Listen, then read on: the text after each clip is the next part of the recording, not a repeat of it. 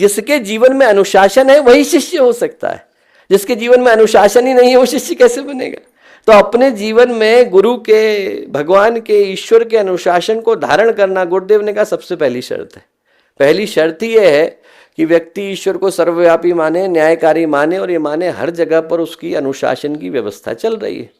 और जब आपने मान लिया तो आप सबसे पहला काम क्या करेंगे, आप उस गिफ्ट की रक्षा करेंगे जो ऊपर वाले ने दिया है। हमको यदि कोई गिफ्ट दे दे और कहे कि साहब आपको बड़े आदर सम्मान के साथ दिया, या हम किसी को दे दें और वो कहे नहीं आपने दिया है बहुत अच्छे से ध्यान रखेंगे, और घर में गए और देखा कूड़े में डला हुआ है, तो आदमी को कैसा लगेगा, उसे लगेगा कि अरे इतने भाव से दिया था, इतना अच्छा गिफ्ट दिया और इन्होंने कूड़े के अंदर डाल दिया है। वैसे ही भगवान ने दोस्तों हमको गिफ्ट दे करके भेजा, शरीर दिया, मन दिया। अब हमारे ऊपर है कि हम उसका ध्यान कैसे रखते हैं। भगवान का दिया हुआ गिफ्ट है, शरीर माध्यम खलु धर्म साधनम, जितना भी धर्म करना है उसका आधार तो ये शरीर ही है। और व्यक्ति क्या करता है कि जो शरीर मिला और जो मन मिला, जो भगवान का दिया हुआ गिफ्ट है, उसको गिफ्ट की तरह से रक्षा नहीं कर पाता। ये भूल ही जाता है कि भगवान का दिया हुआ है, भगवान का मंदिर है। जो खाना नहीं है वो खाएगा, जो बोलना नहीं है वो बोलेगा, जिधर जाना नहीं है उधर जाएगा, जिस समय में सोना नहीं था तब सोएगा, जिस समय में उठना नहीं था तब उठेगा। जब संयम चला गया है तो बीमारियां तो वहां पर आती हैं। किसी जगह पर नाली के अंदर यदि कूड़ा करकट आकर के एकत्रित हो जाए तो कोई मक्खी मच्छरों को आमंत्रण पत्र देने के लिए थोड़ी जाता है कि अरे साहब वहाँ आइए, हमारे यहाँ दुनिया की सबसे अच्छी नाली है, सबसे ज़्यादा बदबू उसी में होती है, आप आएंगे तो हम लोगों को बड़ा अच्छा लगेगा। 4 बजे के बाद एक बार आप वहाँ इकट्ठे होकर के देखिए, आपको बड़ा आनंद आएगा। अन्य जगहों के मक्खी मच्छर भी वहीं आते हैं। ऐसा आप किसी को लिख के थोड़ी भेजते हैं। बदबू आई, मक्खी मच्छर अपने आप आते हैं। व्यक्ति के मन में दुर्भावनाएं आई, कुविचार आए, तो अपने आप ही शरीर और मन नष्ट होने लग जाते हैं। गुरुदेव ने कहा कि जैसे ही शरीर और मन खराब होने शुरू हुए, वहां पर रोग शोक पतन अपने आप बिना बुलाए आते हैं। लाश पड़ी हुई हो तो उसको देख करके गिद्ध मीलों दूर से आ जाते हैं। मन खराब हो रहा हो, शरीर खराब हो रहा हो तो दुर्विचार, दुर्भावनाएं अपने आप आ जाते हैं। तो गुरुदेव ने कहा कि उनका ध्यान रखना दूसरी व्यवस्था। हम लोगों को सबसे पहले तो ये ध्यान रखना है कि भगवान, उनका अनुशासन, फिर ध्यान रखना है कि उनने हमें गिफ्ट दिए, शरीर दिया, मन दिया। शरीर को भगवान का मंदिर समझकर आत्म संयम निमित्त द्वारा आरोग्य की रक्षा करेंगे। मन को कुविचारों, दुर्भावनाओं से बचाए रखने के लिए स्वाध्याय और सत्संग की व्यवस्था रखे रहेंगे। जो ऊर्जा जन्म हो गई है उसके लिए संयम को धारण करेंगे। इंद्रिय संयम, समय संयम, अर्थ संयम, विचार संयम का सतत अभ्यास करेंगे।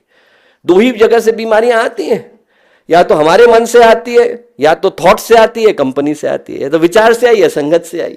2 जगह से यदि व्यक्ति ने दरवाजा रोक दिया है, उन जगहों पे रोक दिया है जहां पर संगत खराब है, और उन जगहों पे रोक दिया है जहां पर विचार खराब है।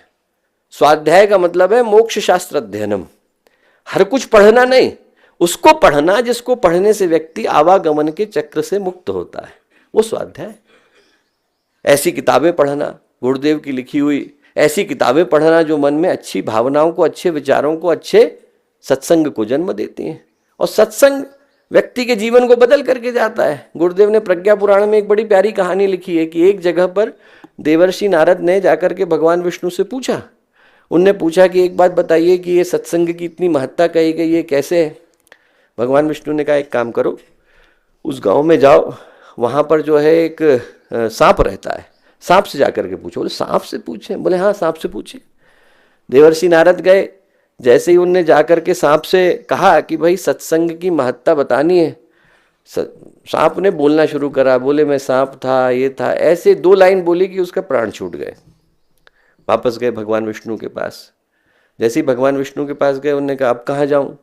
उनने कहा उस जगह पर एक तोता रहता है, तोते के पास जाकर के पूछिए। बोले अभी सांप के पास भेजा था, अब तोते के पास भेज रहे हैं। तोते के पास गए, तोते के पास जैसे ही पहुंचे तो तोते ने जैसे ही पहली बात बोली, तोते के भी प्राण चले गए। क्या हो रहा है?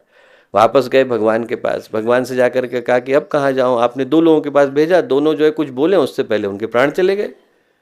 अब कहाँ जाऊं? बोले उस राजा के यहाँ एक लड़का पैदा हुआ है, वहां जाकर के देखो। राजा के लड़के के पास गए। बोले वो कैसे बोलेगा, अभी तो पैदा ही हुआ है। बोले अरे फिर से बोल के बात करके देखो। गए तो उन्हें राजा के पुत्र से कहा कि क्यों भाई सत्संग की क्या महत्ता है? राजा का पुत्र बोला आपके सामने बैठा है, क्या मतलब है? बोले वो जो सांप था और तोता था मैं ही हूं। बोले आपका संग मिला, आपका संग मिला, मैं सांप था, सांप की योनि छूटी तोता बना, फिर दोबारा आपका संग मिला तो तोते की योनि छूटी, अब राजा का पुत्र बना हूं।